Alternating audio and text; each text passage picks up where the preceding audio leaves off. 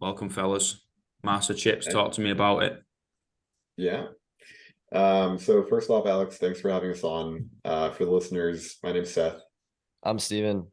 and we're the co-founders of Masa Chips slash Ancient Crunch. The vision for the business is to make Frito-Lay, but it's actually delicious, good for you, and beautiful. So what Frito-Lay should have been and chose not to be.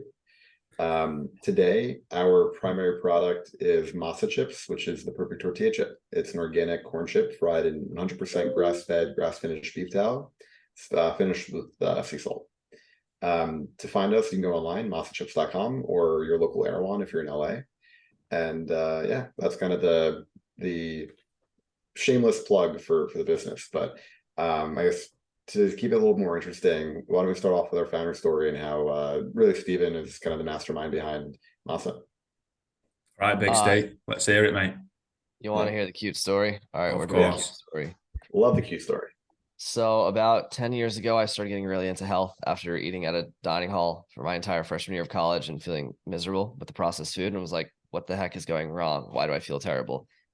What's the problem? I had no idea. Didn't know anything about food, carbs, protein, fat, whatever was all the same to me. And so I ended up having to cook for myself at an internship in Europe the following summer. And in so doing, I learned a lot about food, figured out like that food could make me feel better or worse depending on what I ate, and that set me off like this 10-year rabbit hole to try to figure out what the perfect food consists of. Went back to school. I was doing all the weird trends that have happened over the intervening years. I was fermenting kombucha in my dorm room, sprouting broccoli seeds, like soaking quinoa, making fermented yogurt in like the kitchen of my shared off-campus apartment, all the weird stuff.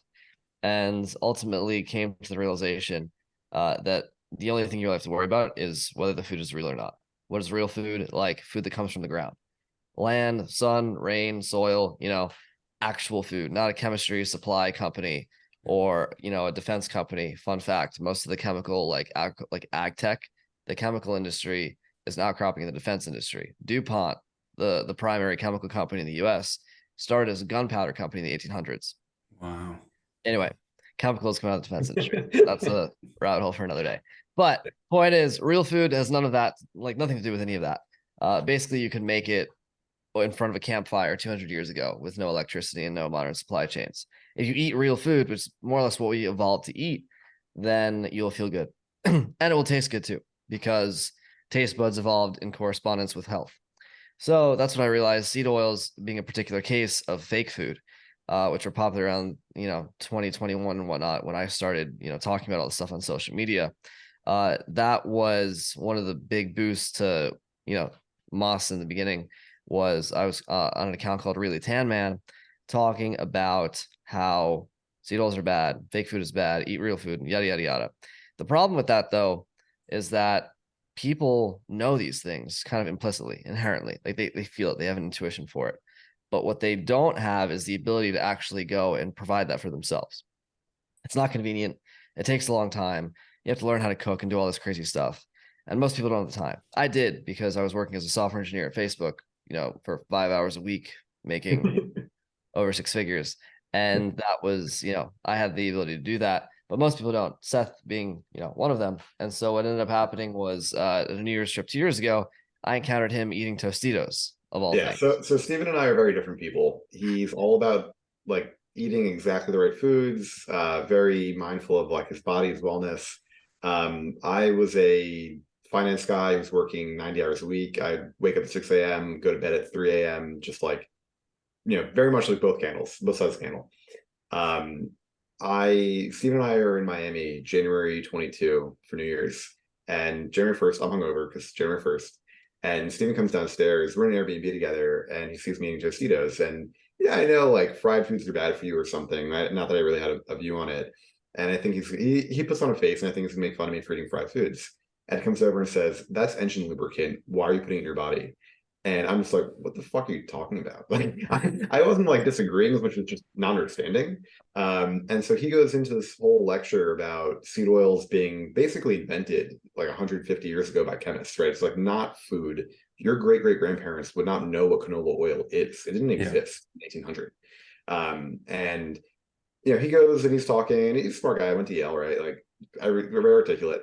And I'm thinking like, you're probably right, but I'm gonna go back to private equity and probably keep eating dog shit, and like that's my life, right? Yeah, this It's is just like I don't have time to care. You're probably right. I'm not disagreeing. I just like I'm busy, you know. this is a classic problem. People are either too busy for health or they think that health is going to be too unenjoyable. And they're like, hey, I'd rather just eat my, tasty food, even though it makes me feel better or whatnot, because, it satisfies that impulse or whatnot. And they don't have the time to do anything besides that. Anything that is conveniently available and also healthy, for the most part, tastes like cardboard. And so the only real food items that you can have must necessarily be home cooked, until Masa, of course. And that's like this whole conversation prompted this because we were talking about tortilla chips. He basically challenges me to go make them myself, which I think I would do. And they're amazing. And, they're healthy enough to satisfy me and delicious enough to satisfy the taste, the palate of any normal person out there. And so we started selling them last July. I quit my job. About 2 months later, Seth joined me on the dark side about 6 months after that. And here we are. So it's been quite the journey. So Yeah, it started crazy. basically out of a dare. Sorry. It was started basically out of a dare. All right, Yeah, go do yeah. it It yourself. was funny. Okay, I will. Yeah. It was basically I'm hungover and I want Steven to stop talking. So I say, here's a challenge: go off into the corner and make your perfect tortilla chip. And then he actually did. And then we, kept doing the, let's one more step, let's see how it goes kind of thing. Yeah. Sold 10K worth of inventory at prices that justify building a business. And we're like, huh, that's pretty cool, Yeah. and start ripping from there. Crazier within all of that is that our hardest thing, we thought the hardest thing would be marketing and getting demand and getting people excited. It's actually been pretty easy, fortunately. What's been really hard is scaling manufacturing. So the US food system is devoid of real food and not built for real food. And so the way that food typically works as a business is there are manufacturing businesses and there are marketing businesses. We thought at first the manufacturing business was the easy, low value one, and the marketing business was the harder but high value one where you get paid and you get to have fun. What we found out is the manufacturing is actually really hard. Businesses that do exist to do it won't touch animal fat. And so most of our time and energy for the last year has actually been focused really on the manufacturing side and scaling up our own production. So Seth getting money so I can go spend it on stainless steel. that is the last 12 months, yeah. So, but really, yesterday we were talking with a guy in California to buy 20 million revenue capacity line for us, right? To get more fryers running and more tortilla chips. And the marketing stuff, Steven's done a great job. He's really owned it, but is getting close to kind of autopilot because the product's great, the brand is great, people love it, so it really sells itself in a certain way. But the manufacturing is really hard. And so we have a dozen guys who are great people working for us in Jersey. They work really hard, and with the machines that we have, it just, it takes a lot of labor to get a bag produced. And there's lead times and there's cash involved, and machines cost money. And so we're in a fun way and really in sharp contrast with the abstract job of software or finance. There's a lot of like real tangible steel and yeah, we're now a manufacturing business. yeah, I mean, so it's fun, especially we both obviously have a lot of friends who are kind of in that world of really pure abstraction. They live in front of a computer, and we're worrying about like the temperature of tallow and how many gallons fit into the basin and BTU ratings on fryers and stuff. So it's been a really cool journey with that. Yeah, it's funny, isn't it? The white collar and the blue collar. Like I think a Totally. lot of Western nations have kind of neglected that blue collar, especially in food industry, right? We're just like, no, we'll just import it. Don't worry about it. Like, and then we'll just Yeah. market the shit out of it and make some money. You're like, Yeah, it's like even in industries where food, which is a real thing, is present, like the 95% of the food startups that everyone knows and loves don't make their own products. That's it. They just market products made by some factory. And that's the reality we live in. And we're not set up to do that. So I think tied to that, they don't have a Steven. So we've coined this term canary, which is someone who is hypersensitive to the physical world and can appreciate really subtle but important nuances. I'm not a canary. Like canary. if I didn't meet Steven, I'd be eating Chinese food every dinner. I don't really appreciate this kind of stuff. But when you have a canary on your team who can see like all these things really affect the way you feel, and then they can make sure that the products you're producing have that same benefit for everyone else, that doesn't impinge you on the experience side, right? So like I'm calloused physically, and I think a lot of us are because we've been exposed to so many like pollutants and toxins that we've had to become callous to in order to survive them, really. But as you have people like Steven who are canaries and have the sensitivity to how do seed oils make you feel? How do pesticides make you feel? How does, fluorinated, like Tap water. experiment tap water, right? How do these things all make you feel? Like we do feel those things too, in a milder way typically. And so that's where you end up with these distinctions where you have like really proud ingredient products like Masa, and you have like fancy bags. Not that I'm not naming anybody, obviously, but you have like fancy bags of junk where no one on the team really has that appreciation, and so they'll put out more, synthetic petroleum-based food, right, with heavy quotations on it, because as long as it's marketing, people will kind of buy it, and then people feel terrible, and they, that has all these downstream effects. There's a really good metaphor here to a problem in computer science that's like relatively infamous. It's called like the NP hard problem. I don't need to get into the details, but basically there's a set of algorithmic problems that are very hard to solve, but very easy to check. So computers take forever to actually come up with a solution to the problem. But if you tell the computer, here's the problem and here's a proposed solution, check if it's correct, computer can do it instantly. And I think this is very similar to what you're saying about the canary thing. Like anyone can tell instantly, hey, I actually do feel better that like without eating all this crap. Like, hey, that actually works. But they're not the ones that are gonna like if they're not gonna figure that out for themselves ahead of time. That's much more difficult to like, ascertain what it is about the things in their environment that actually cause them to feel poorly. That's not something that they're gonna do. But when you present them with something that makes them feel good, they can check and verify that that it works very easily. That's very interesting. Well, here's the thing: we get the same, in the coaching realm, in the gym realm. You bring people in, and you're like, well, how do you feel? Since now you're moving around once, twice, 3 times a week, they're like, so much better energy, mental clarity. And you're like, no shit, Sherlock.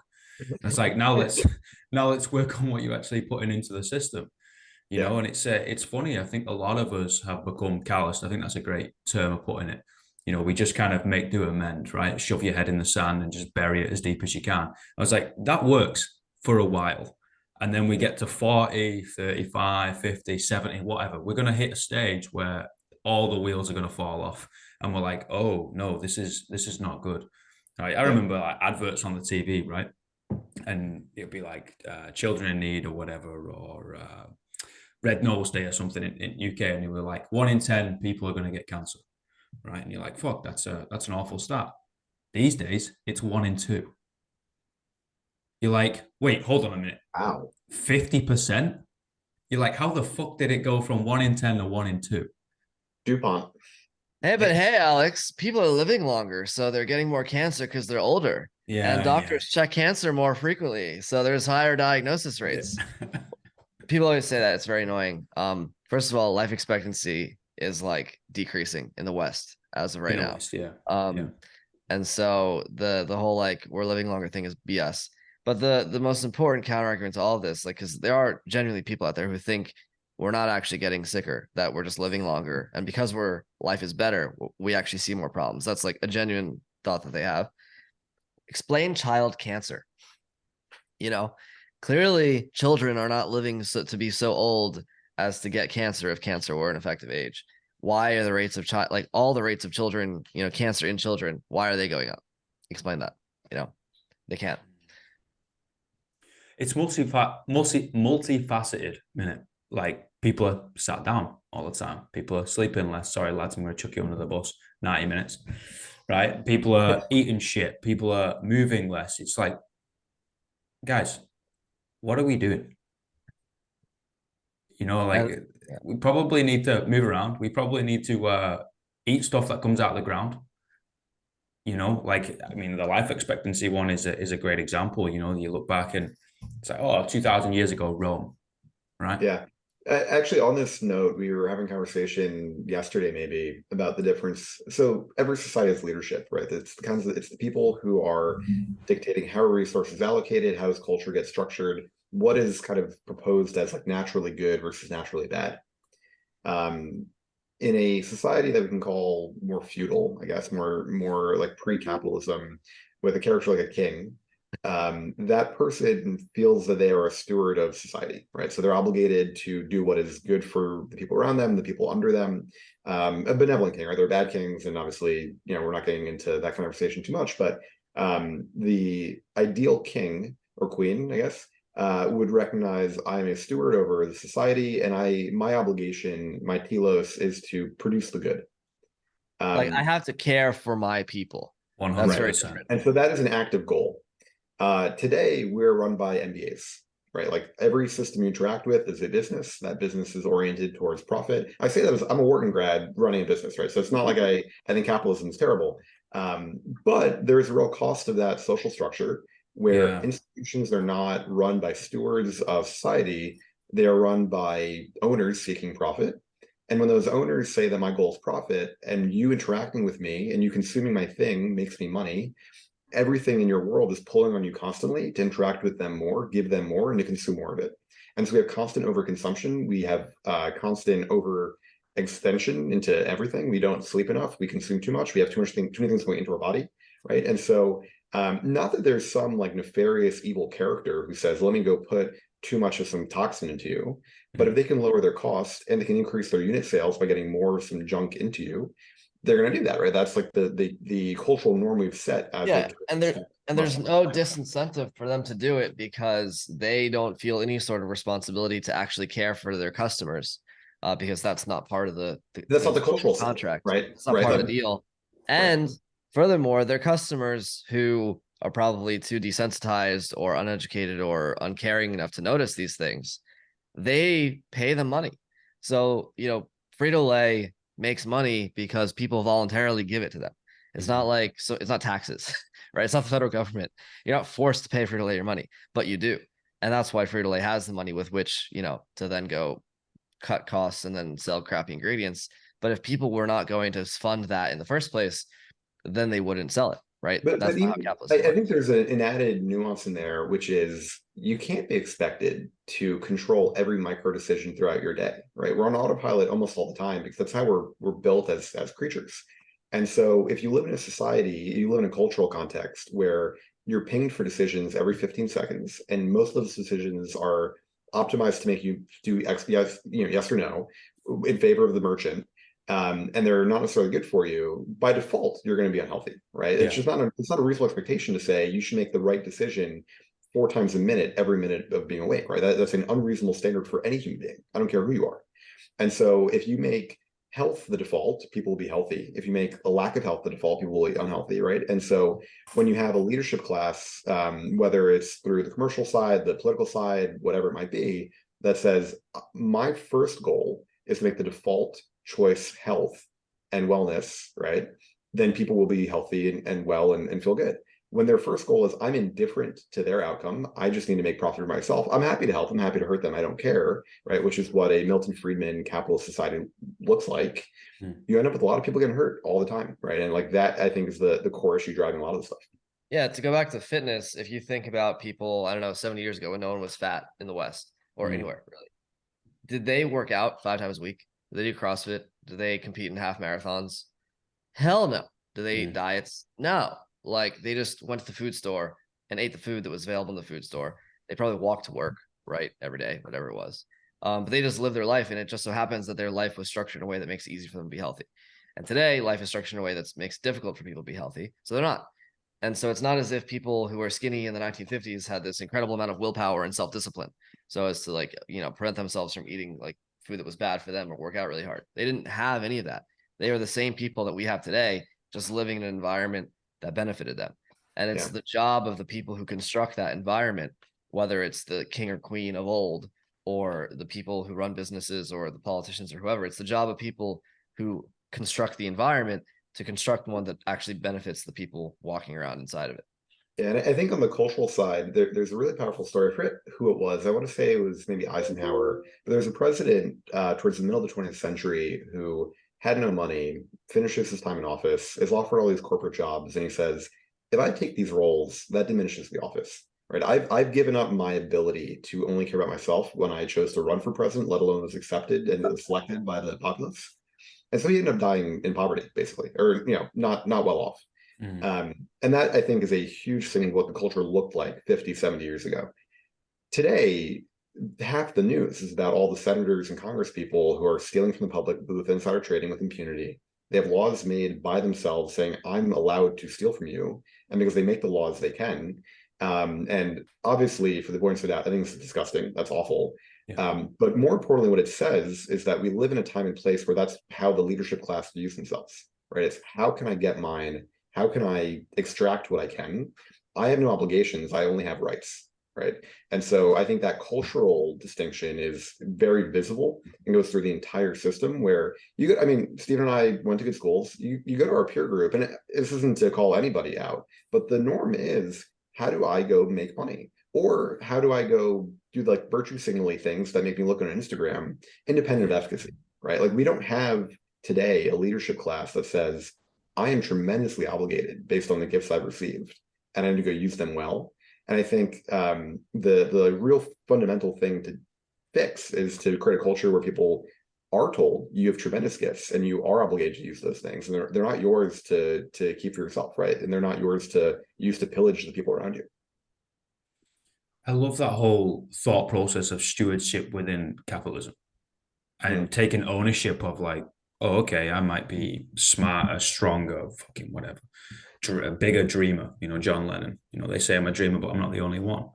It's like no. But now it's your duty to help the person on the left and right of you, and they're going to do the next one. All you got to do is help one, and if everyone helps one, we're sorted. We're all good. Yeah, you don't have to change the bloody world, but you have to at least give something. Yeah. And if you think about wealth, I think that's huge. Right? Like, because people see, oh, you're rich, you own some business. Not me, I'm not rich. But maybe one day. But people who own businesses or politicians or like elite members of society, so to speak, they have all these privileges. They have their private jets and they have their fancy clothes and their big houses and all these things. They have their wealth, but they don't do anything to sort of deserve that, right? They have not. There's no trade-off, right? In ancient societies, the social elites, for example, typically the warrior class, they're the ones that had to go fight when the Mongols were invading. They were the knights, right? They had the horses, they had the swords, while the poor peasants were safely, kept inside the castle. And that's not a thing that our current leaders do today. They have no skin in the game. They just extract and they enjoy all the benefits, but there's nothing that they give in return as far as a social obligation is concerned, to justify their position. So why do you do what you do? For all of the things that we just said. Yeah. Do you want to change the game, or do you think it is just your own personal obligation? This is the best way, given our combined skill sets and proclivities, to create a world for people which like makes it easier for them to be healthy. Yeah, I think both of us different religious backgrounds. I'm Jewish, he's Greek Orthodox. We both have relationships with God that we take pretty seriously. And I think we both as individuals appreciate we've been given a lot, and you're not entitled to anything. If you have a gift, it's your job to go use it in the right way. And so this, in our view, is a nice way to use the gifts that we've been given to go do the right thing by other people and build a business. We're not monks out in a mountain carving out dirt or something, right? Like we'll hopefully end up getting paid well in the back end as well for all this stuff. But I think if we do our job right, a lot of people will have some portion of all those decisions they make every day, every year, made healthy by default and good by default. So I think we just be proud of doing the right thing. I love that. No problem, Steve. You do your thing, man. Thank you, brother. All right, thank you so much. I gotta run for another call, but thanks so much. I'll let you guys finish up here. That's all good, man. Thank you, brother. Appreciate your time. Thank you. Bye. Take it easy, man. And Alex, do you want to keep chatting, or I'm free, so happy to do whatever's best. Yeah, bro. I got 3 questions. Yeah. 3 kind of questions that I usually end things on, but I just want to say, like, I think it's such a beautiful thing what both of you are doing. Appreciate that. Okay. And I also, here's the thing, people demonize money. Like, oh, you got money, you're a bad person. I was like, especially from the lower class, right? And I can speak for this from growing up. They're like, oh, you got money, you must be an asshole. You're like, well, no. Like, what's the best thing you can do for poor people? Not be fucking one of them. Yeah. Right? Because then you can genuinely create some change, genuinely help another person. You might be able to give them a high five and a shoulder to cry on every now and again. But if you got no pennies to rub together, you're not really going to help them out. Yeah. Okay. That's the world that we live in. That's the game that we play. Yep. So not demonizing that, I think, is one. And being able to go, okay, well, this is a game. We're going to be able to help ourselves, the next person, my mate, my family, and hopefully my little neighborhood around.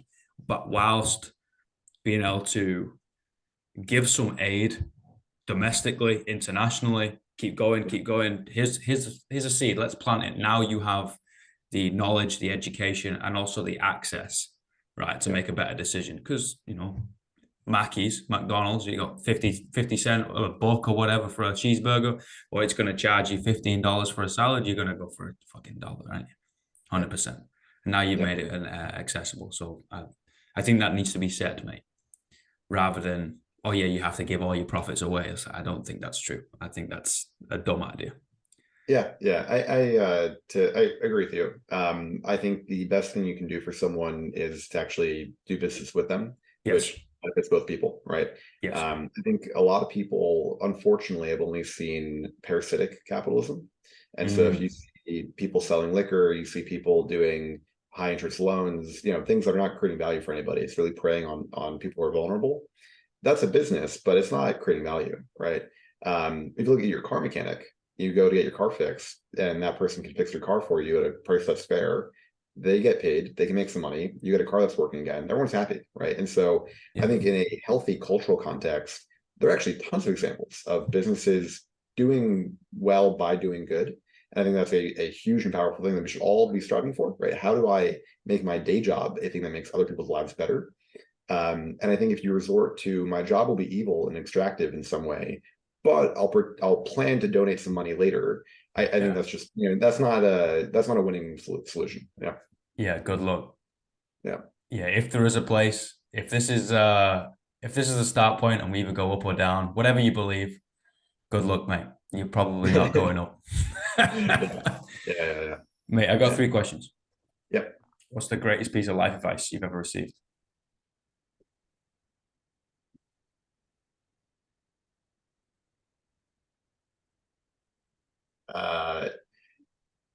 That is a very big question. The first thing that comes to mind is, and I think a pretty good answer, is just gratitude as a fundamental relationship to existence.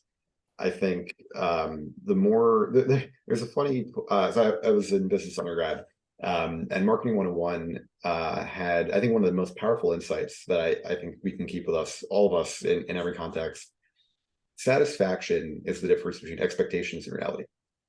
And so if you say your expectations high, you'll never be satisfied, right? Life is terrible.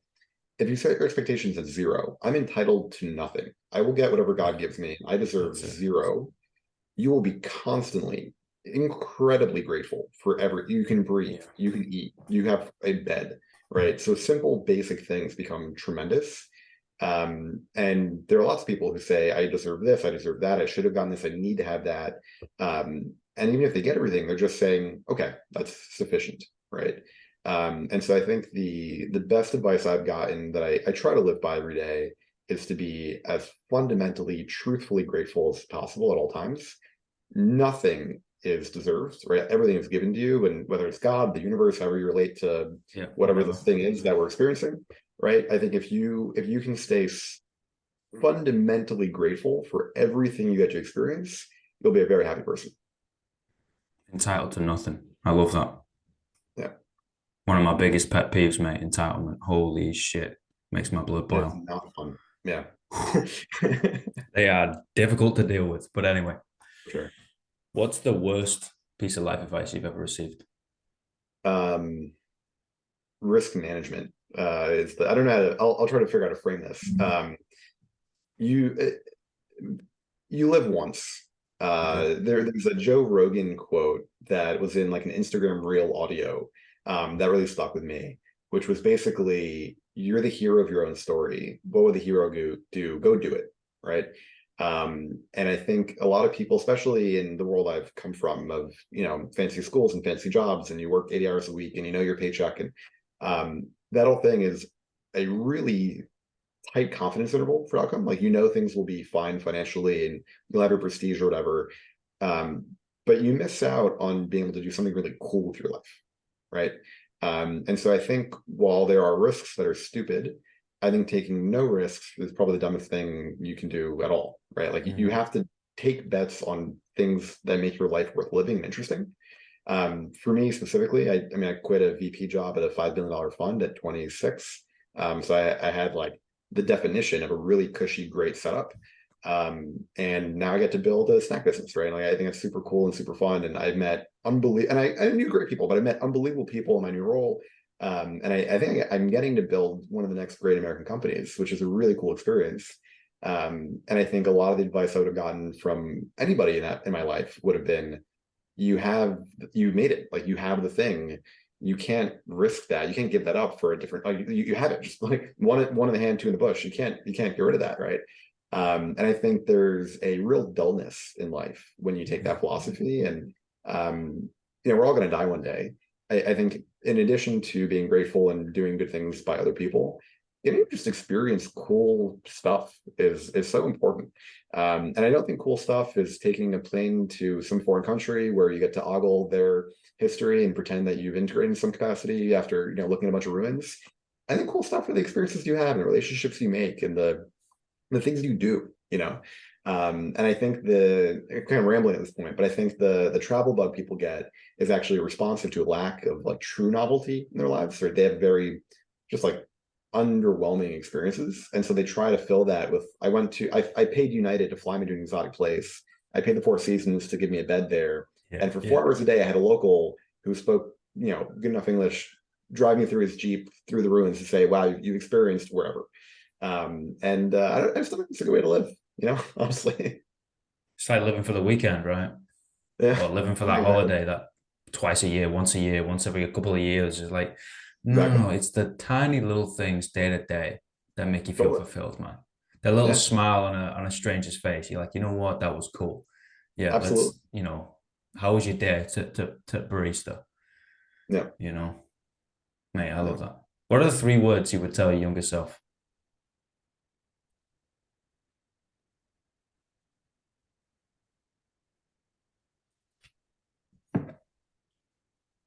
These are great questions. So thank you for them.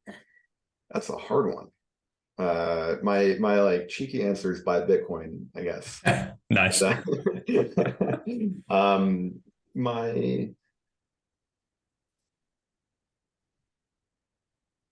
I don't really have a good enough answer on that one. I feel like I should have something really profound.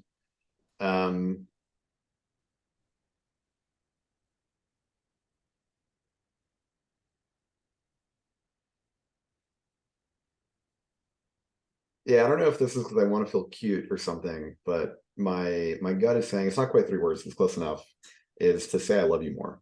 I think the relationships we have in life are everything. And I think as a person, I can be kind of reserved with people in my life. And so I think saying I love you more often with more intent behind it would be good advice. Yeah, man. That is huge. That is huge. Even in a platonic manner.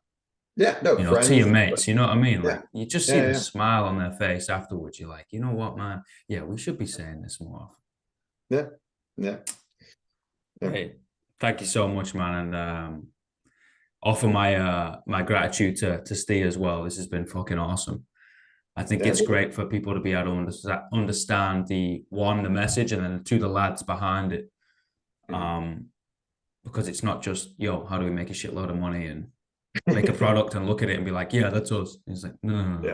It came out of something, and I think this is fucking cool, man. And I can't wait to see where we go next, mate. Cool. Appreciate it, Alex. And I'm sure we'll talk again soon. We'll talk thank soon. You very much for having us on. Always, mate. Always. Take it easy, man. Have a good day and get some sleep. Will do. See you later, everybody.